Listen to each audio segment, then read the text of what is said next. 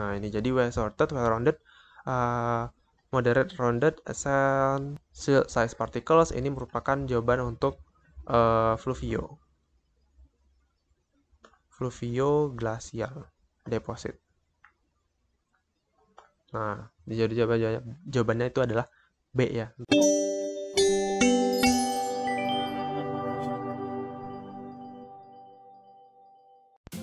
Ya, halo guys. Assalamualaikum warahmatullahi wabarakatuh.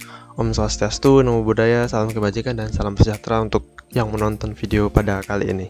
Oke, selamat datang di channel Pokeedu, dan pada video kali ini kita akan mulai membahas tentang pembahasan soal ISO atau International Earth Science Olympiad di Kanchanaburi, Thailand tahun 2018. Nah, video kali ini kita akan bahas written test 1. Jadi di situ tuh di sini nih di ISO tuh yang tahun 2018 itu ada 2 tes, ada yang tes 1, ada yang tes 2. Nah, di video kali ini kita akan bahas yang written test 1 untuk nomor 1 sampai nomor 4. Oke. Nah, untuk yang barangkali udah tahu soalnya atau pengen loncat-loncat gitu di soal keberapa, itu bisa teman-teman cek di timestamp daftar isi video yang ada di kolom deskripsi aja ya. Entah nomor 1 atau 2 atau 3 atau 4. Nah, sebelumnya pada awal ini kita akan bahas dulu instruksi untuk tes teorinya dulu.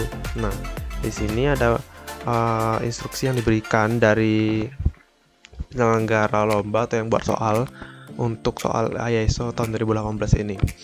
Nah, yang pertama kita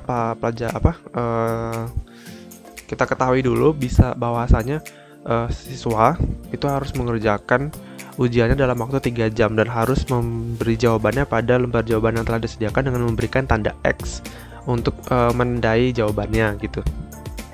Untuk sistem penilaian, skemanya itu ada beberapa hal. Misalnya untuk ada 2 bagian ya di sini. Jadi ini juga yang menjadikan soal OSN sekarang, mulai dari nggak salah OSP tadi OSN gitu ya, punya tipe soal yang ada jawaban lebih dari 1.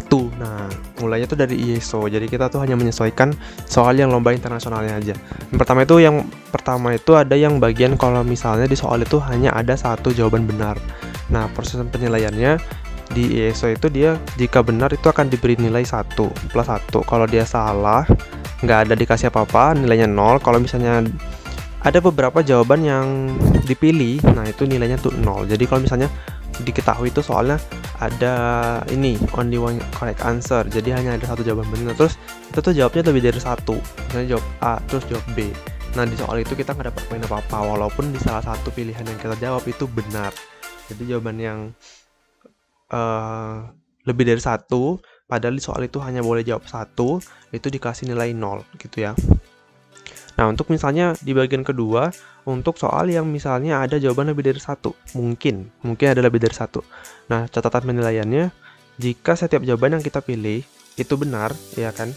Misalnya jawaban di soal itu ada 3 jawaban dan kita milih 3 dan itu benar semua, maka itu didapat poinnya 1. Nah, setiap jawaban yang benar ya, tapi diberikan poin 1. Nah, setiap jawaban yang salah dari kita berikan jawaban beberapa itu, yang salah itu dia misalnya di soal itu ada 3 jawaban gitu. Terus kita jawab 2 benar, 1 salah gitu. Nah, 1 yang salah itu dikasih poin minus 0,5. Sedangkan yang 2 benar tadi akan diberi jawaban plus 1. Nah, kan setiap jawaban benar. Nah, kemudian jika ada kombinasi jawaban baik itu ada salah dan benar, minimum grade-nya itu akan diberikan 0. Nah, ini misalnya jawabannya 3 kan, 2 benar 1 salah. Ini kan 2 benar dia dapat 2 poin, terus 1 salah minus 0,5. Jadi jawabannya poinnya itu 1,5 gitu. Kalau misalnya jawabannya itu ada 4, terus 1 benar, terus 3 salah. Nah, ini kan 1 benar dapat 1, 3 salah itu kan berarti 1,5. 1 kurang 0,5 kan ini minus 0,5 kan itu kan nggak bisa. Jadi tetap jawabannya 0. Nah, gitu jawabannya. Oke, itu pengantar. Nah, kita kembali ke soal yang pertama ini. Di sini ada introduction text-nya dulu ya, ada text introduction. Jadi ini juga yang menjadikan soal OSP mulai tahun 2015 itu udah ada teks narasi studi kasus. Nanti kita akan jawab soal dari teks itu gitu. Nah, ini di introduction yang pertama. Adanya kehadiran garis-garis geologi yang menandakan itu merupakan penanda dari zaman es terakhir yang maksimal. Nah, sepertiga dari daratan itu dia ditutupi sama es glasial, glasier kalau bahasa lainnya. Dengan maksimum kejadian maksimumnya itu jadi pada tahun sekitar 18.000 tahun yang lalu sampai sekitar berakhir itu 10.000 tahun yang lalu, di mana es itu hanya menutupi sekitar 10% dari daratan yang ada gitu. Jadi sebelumnya itu ditutup sepertiga daratan itu tertutup sama es pada zaman itu, maksimumnya pada tahun 18.000 tahun yang lalu, kemudian berakhir 10.000 tahun yang lalu dengan sisa itu sekitar 10% aja. Nah, itu kurang lebih. Nah, soalnya gimana? Yang pertanyaan pertama. Nah, berikan statement di bawah ini, pernyataan di bawah ini yang benar. Nah, jawabannya bisa lebih dari satu ya. Nah, sekarang kita cek dulu jawabannya apa aja. Yang A. Muka laut global selama zaman Pleistosen ini kala Pleistosen ya. Pleistosen itu setelah dari Pliocene, itu Pleistosen, sebelumnya lagi Holosen yang sekarang. Nah, itu lebih tinggi daripada yang sekarang Holosen. Nah, ini salah ya. Salah. Terus yang ada ini kita mulai aku dapatin nyari gambar juga sih. Nah, ini kondisi muka laut global pada saat zaman es. Pada saat Ice Age, the last Ice Age itu zaman es terakhir. Nah, ini terlihat ya banyaknya daratan lebih banyak daratan tertutup, kayak misalnya dangkalan Sunda yang bersatu, kemudian dangkalan Sakul yang sedang bersatu juga, terus Amerika Utara yang full terhubung dengan Asia di sini melalui Selat Bering yang waktu itu masih tertutup es, kemudian Greenland yang masih bersatu dengan Amerika Utara, negara-negara Skandinavia yang waktu itu masih bersatu bagian-bagian utara itu, terus Eropa dan Spanyol juga masih bersatu. Jadi di Eropa waktu itu masih bersatu, itu negara-negara yang bagian atas utara itu masih full daratan gitu ya. Nah, jadi otomatis kondisi yang lebih tinggi daripada yang sekarang itu salah. Jadi glossy levelnya itu bahkan lebih rendah ya waktu itu, karena daratannya itu terpampang ke permukaan gitu. Ini yang B juga salah ya. Muka laut global selama kala Pleistosen itu dia sama dengan yang sekarang, salah. Nah, itu harusnya lebih rendah ya, lower. Itu rendahnya itu berapa? Aku juga baru dapat gambarnya. Nah, ini. Itu tadi kejadiannya sekitar 18.000 sampai 10.000 kan. Di sini 18.000 sampai sekitar 10.000. Nah, ini dalam satuan thousands of years ago. Nah, didapat itu kalau misalnya kejadian pada saat puncaknya itu ya kan maksimum event. Nah, ini kejadian maksimumnya itu laut turun sekitar lebih dari 120 meter di bawah permukaan laut yang sekarang. Jadi lebih rendah 120 meter dari kondisi yang sekarang. Ini kondisi yang sekarang 0 meter ya, ini 0. Terus dibandingkan sama yang kejadian zaman last glacial maksimum. Nah, ini itu kan tadi diketahui 18.000 yang ini. Nah, ini kita tarik garis aja, jadi sekitar 120 meter. Ini minus, berarti dia lebih rendah ya.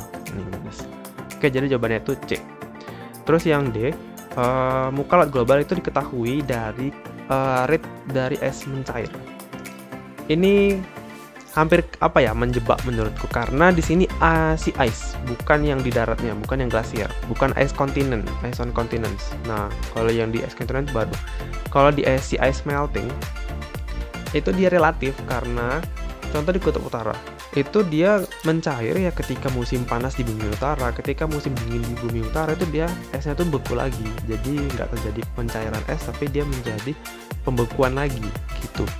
Jadi untuk mengetahui rate dari si ice melting itu tidak cukup datanya untuk bisa mengetahui berapa persentase kenaikan muka laut global dari data ini aja gitu. Karena baik di utara ataupun di selatan esnya tuh cair lagi ketika musim panas, terus beku lagi ketika musim dingin gitu, sebaliknya membentuk periodik gitu.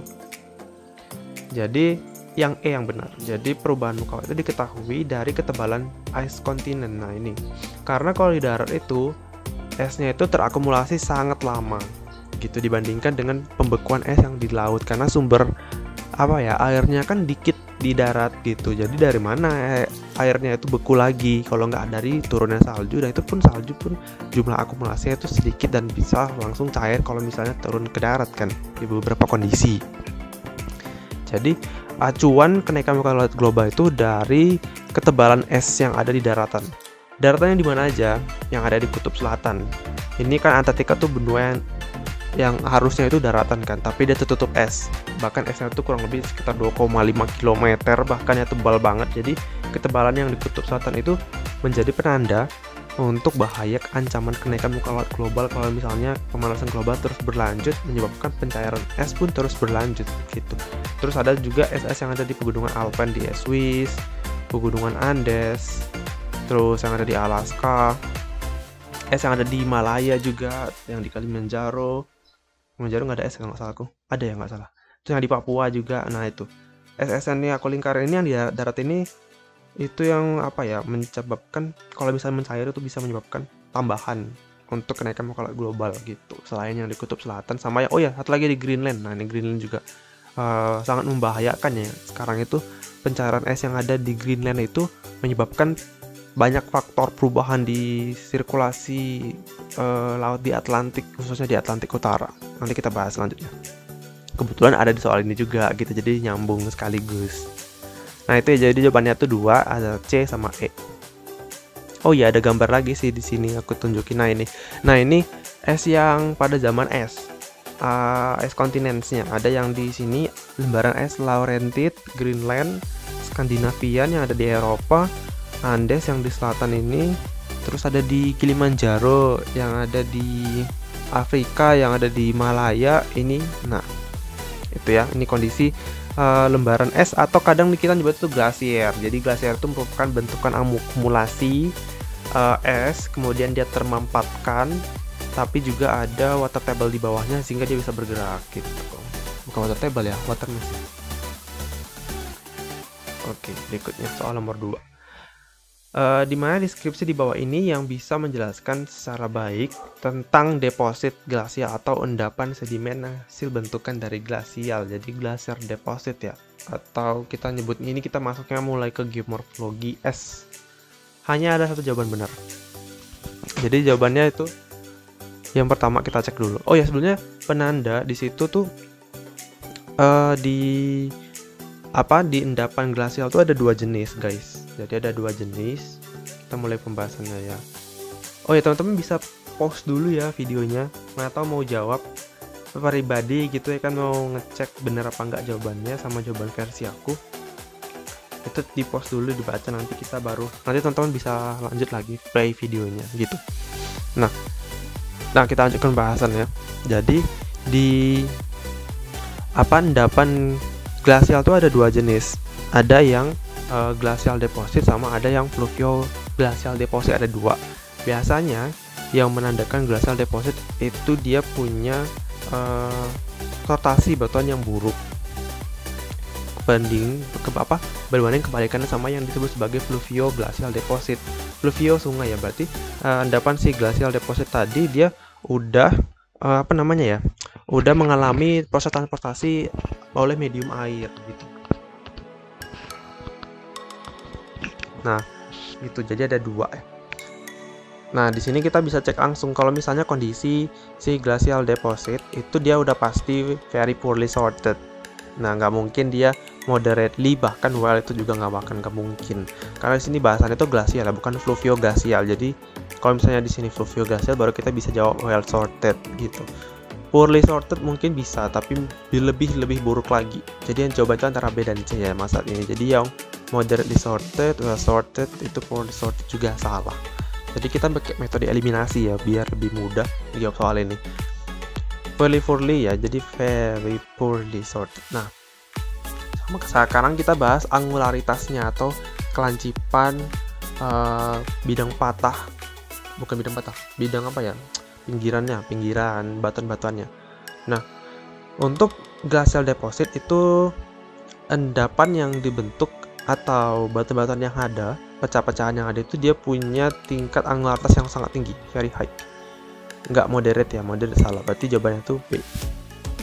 Sebenarnya aku ada nyediain gambarnya juga sih.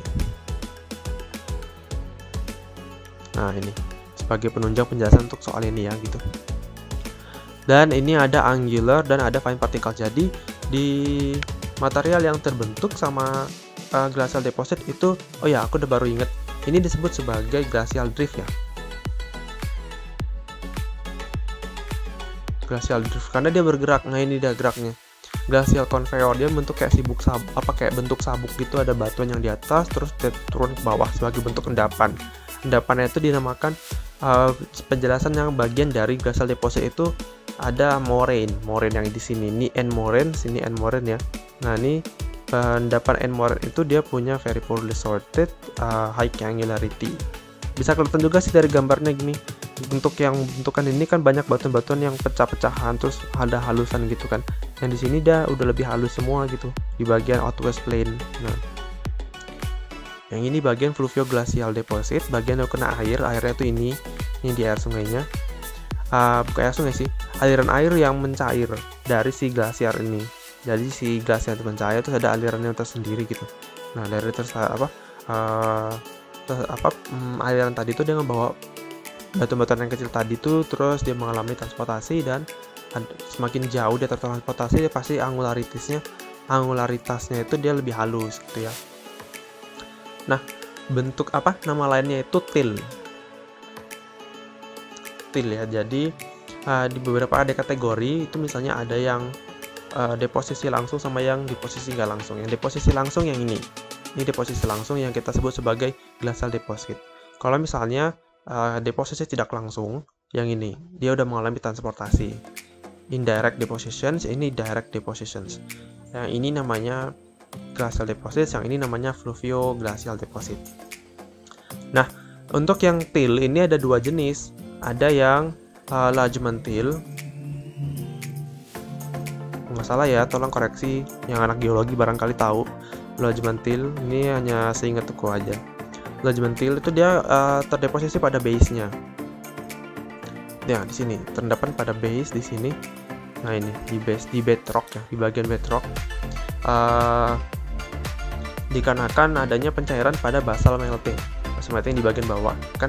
Nah material tadi itu akan melayang, sehingga disebabkan karena melayang di sini dia gerak terus ke bawah disebabkan karena tekanan dari si es yang terus bergerak gitu.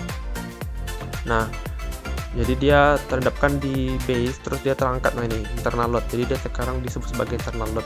Kemudian ada disebut sebagai ablation till.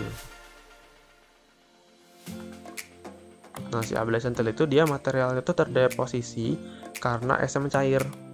Nah ini yang ablation till, dia punya bentukan yang lebih kasar daripada lodgement till. Karena lodgement till dia terendapkan di bawah kan, udah terpengaruh sama tekanannya juga sih.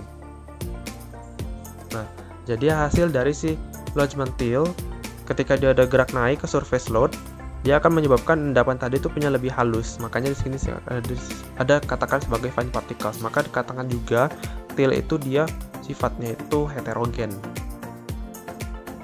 Heterogen karena dia punya lodgement till sama ablation till ini.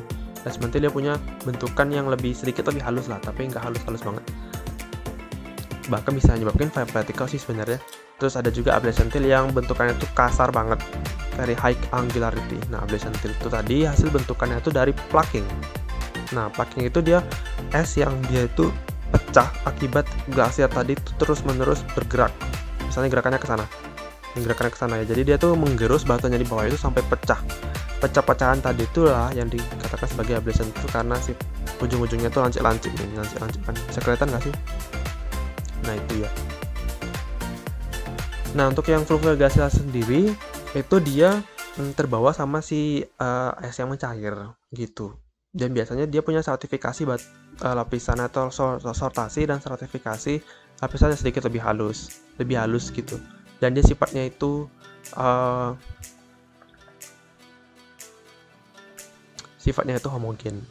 homogennya itu halus ya, halus, sortasinya baik, kemudian endapannya mempunyai particles yang halus-halus, fine particles gitu, dan bahkan dia sudah rounded.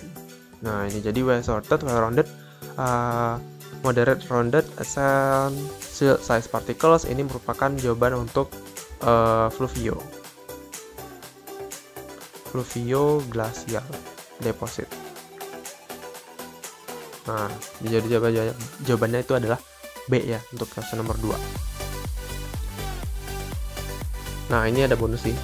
Ini bentuk endapan glasial yang kasar-kasar tadi itu bisa kelihatan di sini nih. Bentukan sortasinya dan stratifikasinya itu dia tidak rata dan tidak menunjukkan adanya keselarasan. Maksudnya keselarasan dalam artian di lapisan itu sendiri dia nggak halus gitu loh. Banyak yang ada yang kasar, ada yang halus gitu. Oke, selanjutnya nomor 3. Nah, ketika mengeksplorasi suatu area, wilayah gambar-gambar fitur yang mungkin ditunjukkan bisa mengindikasi adanya kehadiran dari endapan-endapan glasier Pleistosen pada zaman es itu yang mana? Nah, ini. Ada lebih satu jawaban benar ya, ini. Yang pertama itu ada tipe vegetasi alpin. Ini enggak sih. Soalnya vegetasi itu nggak ngaruh banget ke kehadiran atau bukti adanya glasier di Pleistosen gitu, enggak sih. Kemudian ada kekar paralel yang dapat terlihat pada permukaan. Ingat ya, kekar itu dia retakan yang terbentuk pada batuan yang disebabkan karena adanya gaya yang dia itu nggak cukup kuat. Maksudnya gaya itu terbentuk ya, tapi dia nggak sampai patah gitu. Dia ke joints itu dia bakalan akhirnya itu akan menunjukkan patahan fold.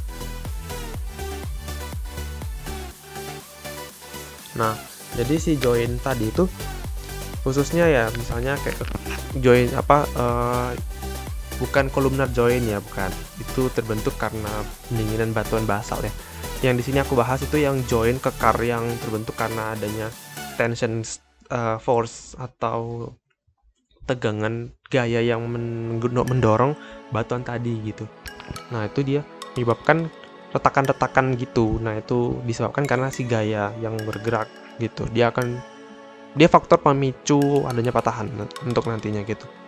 Jadi di sini bahasanya keliru ya. Ini jadi jawaban yang B salah ya. Salah. Terus yang C, lembah yang terisi sama salju. Nah, ini benar sih, benar lembah yang terisi sama salju, tapi ini kehadiran dari glasier Pleistosen gitu. Jadi lembah-lembahnya ini dia tuh tidak cukup menjelaskan lah kalau misalnya itu merupakan hasil endapan glasier dari si Pleistosen. Bisa aja itu endapan dari sekarang, lembah-lembah yang terisi itu dari salju yang saat ini, salju Holosen. Jadi tidak cukup menjelaskan salju itu datangnya dari mana. Bisa aja endapannya itu dari Holosen atau dari Pleistosen, dua itu ya. Jadi kita nggak tahu lembah tadi itu apa. Nah, yang keempat itu ada scratch atau goresan. Nah, ini benar. Goresan paralel yang dapat terlihat di permukaan. Nah, ini bentuknya kayak gini. Nah, ini ada parallel scratches ya di permukaan. Ini hasil gesekan. Terbentuk karena gesekan glasier ketika dia bergerak. Nah, sebenarnya ada beberapa kondisi yang bisa menyebabkan parallel scratch gitu ya. Misalnya yang pertama, tekanan. Semakin tebal glasiernya, maka scratch-nya akan semakin kuat dan semakin terbentuk. Kemudian kecepatan. Semakin cepat esnya tadi bergerak, maka dia akan terbentuk scratch. Kalau esnya itu lambat, dia akan terbentuk plaking. Jadi bentukan pecahannya itu nggak rata, tapi lebih nggak terarah gitu sih. Scratchnya itu nggak lebih halus kayak gini. Kalau misalnya cepat dia bakalan bentuk kayak gini. Jadi kelihatan nggak sih arus lineation dari garis-garisnya ini. Nah, kemudian lagi kayak misalnya airnya apakah ada kehadiran air atau tidak, dan lain banyak sih, aku lupa sih. Tapi yang penting yang dua ini. Nah, ini jadi yang D benar. Salah, benar ya, benar. Nah, terus yang E, V-shape valleys. Nah, ini dari sini aja kita bisa lihat ya, untuk glacial trough. Ini ada namanya tuh udah glacial trough gitu, ada glacial trench gitu, kayak kata palung. Jadi bentuknya yang V itu salah juga. Terus ada Arctic weather, itu nggak juga sih. Jadi ya Arctic weather udah pasti jauh. Sejak North Pole itu terbentuk ya cuacanya gitu-gitu aja gitu. Ya, sejak bumi berotasi ya cuacanya gitu doang. Sistem tekanan tinggi, terus dia terus tersubsidensi, udaranya cenderung kering, banyak salju, ya udah gitu lah kondisi Arctic weather. Sejak zaman Baholak lah, sejak zaman dulu udah ada Arctic weather, nggak terbentuk pada saat selesai aja gitu ya. Nah, yang G, U-shape valleys. Valleys, bahasa gimana sih? Cek koreksi ya nanti ya. Valleys. Nah, ini benar. Ya, bentuknya tuh U. Nah, ini. Morfologi glasier, topografi glasial itu ada hanging valley kayak gini. Ya, kalau misalnya ada yang glacial trough, tapi dia ada ujungnya lagi, ada muaranya yang bentuknya lebih besar. Nah, ini hanging valley. Ada arete yang lancip-lancip ini. Itu ada horn untuk kayak tanduk bagian atas. Ada tarn itu yang dari endapan kayak valley full of snow. Nah, itu yang tadi aku bilang bisa aja dari Holocene, bisa dari Pleistocene, jadi tidak cukup datanya. Ada Paternoster Lakes, danau yang terbentuk ketika airnya tuh terjebak di glacial trough di sini ya. Kemudian ada Cirque. Nah, gitu. Ya, jawabannya itu antara D dan G, 2 ya. Nomor 4, soal terakhir. Pernyataan mana di bawah ini yang benar? Dan ini ada jawaban lebih dari satu.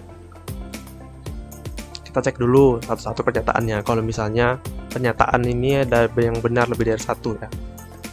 Nah, pencairan glasier itu merupakan hasil dari perubahan suhu di permukaan bumi. Oke, jelas. Global warming itu sangat berpengaruh dari pencairan glasier di daratan, es yang di daratan ya. Gitu. Kalau misalnya suhu cenderung meningkat di permukaan, maka otomatis kalor tadi itu akan masuk ke es tadi sehingga es tadi itu mencair. Karena mencair itu kan kalau di fisika perubahan fisis benda padat itu mencair itu kan dia menyerap kalor. Jadi dia mencair itu dia konsep dasarnya itu dia menyerap kalor, ya kan? Nah, ini merupakan bentuk otomatis ada interaksi gitu, efek dan konsekuensi dari es yang mencair sama perubahan suhu di muka bumi. Nah, tingginya suhu di muka bumi itu akan otomatis diserap sama si permukaan yang ada di bawahnya kan. Nah, si es tadi itu dia akan menyerap kalor dan menyebabkan peristiwa namanya itu pencairan. Nah, kemudian yang B, benar ya, yang B. Pencairan glasier itu mempengaruhi suhu bumi. Jelas. Ini juga berhubungan sama yang D. Pencairan es akan menyebabkan pendinginan global jangka pendek. Kenapa gitu? Nah, ini tadi konsepnya menyerap kalor. Jadi, ketika banyak glasier yang mencair, maka kalor yang ada di panas yang ada di permukaan bumi itu akan cenderung berkurang karena panasnya itu udah diserap sama si es. Ketika si es tadi prosesnya itu mencair, maka panasnya tadi akan thermalnya itu akan berkurang gitu, sehingga menyebabkan penurunan suhu. Kalau misalnya masif pencairan glasiernya gitu, otomatis di sini influences-nya itu mempengaruhi, dia akan menyebabkan global cooling. Yang B sama D itu berrelasi. Yang D cek dulu yang C. Pencairan glasier itu mempengaruhi hydrosphere. Ingat ya, hydrosphere di sini ada dua, ada yang hydro yang di darat sama yang hydro yang di lautan. Jadi konsep hydrosphere itu ya pokoknya all about air, hidro gitu ya. Jadi semua yang tentang air itu di hydrosphere, termasuk di sini ada nanti di oceanography, itu bagian dari hydrosphere. Mempengaruhi hydrosphere ya jelas. Misalnya yang aku bilang tadi di Greenland, pencairan Greenland, ada nggak sih gambarnya? Aku siapin. Nah ini,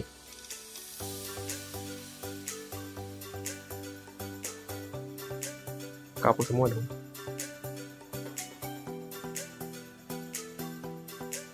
Nah, pencairan es yang ada di Greenland yang ini menyebabkan suhu tadi yang ada di Atlantik Utara itu akan menyebabkan pasokan fresh water lebih banyak.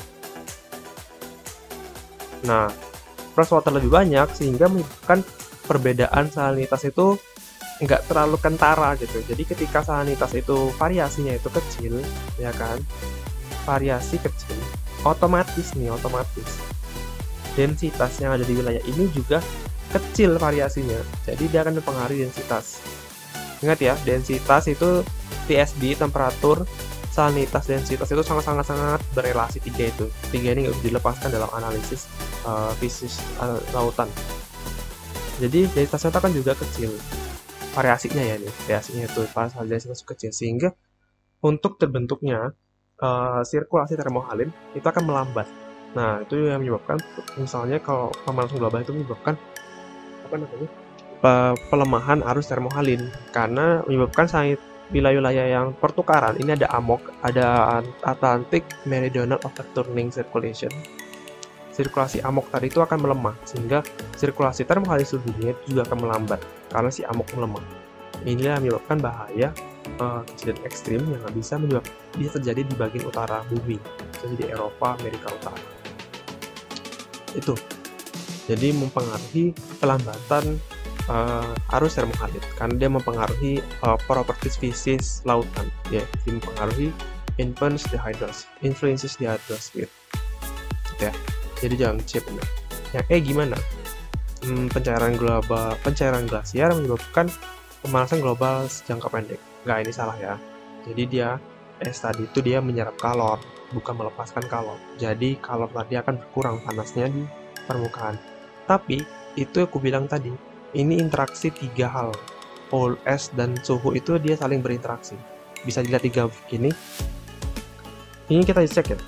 Kalau suhu meningkat nih. Aku ambil gambar grafik yang ini. Suhu meningkat. Terjadi penurunan penurunan volume es. Dari ini kan kondisi tinggi nih low. Penurunan esnya tuh turun gitu. Tapi ketika dia udah turun, suhu tadi itu akan turun lagi. Nah, ini dia interaksinya gitu ya. Suhunya itu akan turun lagi gitu. Dia akan jadi global cooling. Nah, tapi ketika suhunya udah turun, esnya tuh naik lagi gitu. Jadi saling kayak naik jungkit lah gitu. Naik saling berpengaruh lah gitu ya jelasnya. Ini contoh lagi yang di sini. Nih, ketika suhu meningkat drastis gitu ya. Meningkat drastis, terus es yang di sini mencair. Nah, esnya mencair karena terlalu banyak panas di permukaan bumi, sehingga es tadi menyerap panas yang ada. Itu bentuk konsekuensi yang ada. Ketika esnya tadi udah mencair, suhunya itu turun lagi, langsung turun. Nah, turun lagi. Ada global cooling. Ini global cooling thing di sini. Ini rata-rata temperatur di global ya, bukan suatu daerah tertentu. Jadi ini global. Ini turun. Ini yang belum turun. Jadi kita masih global warming ya, kita belum global cooling. Ini dalam satuan thousands of years. Nah, thousands of years ya. Cek coba yang plus 1000 yang tahun yang lalu. Ini 50, 25 di sini ya berarti. Nah, ini global coolingnya waktu terakhir terjadi. Terus kita naik lagi di sini. Kelihatan nggak sih gambarnya? Nah, kelihatan lah ya. Ya gitu ya kurang lebih.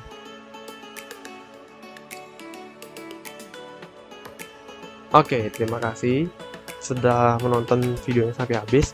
Nah, barangkali teman-teman masih ada yang kurang paham, bisa sampaikan di kolom komentar atau ke emailku langsung yang ada di kolom deskripsi. Atau misalnya request soal-soal ISO atau soal-soal negara luar lain mana yang bisa aku bahas, bisa cantumkan juga di kolom komentar. Terima kasih telah menonton videonya. See you in the next video. Wassalamualaikum warahmatullahi wabarakatuh.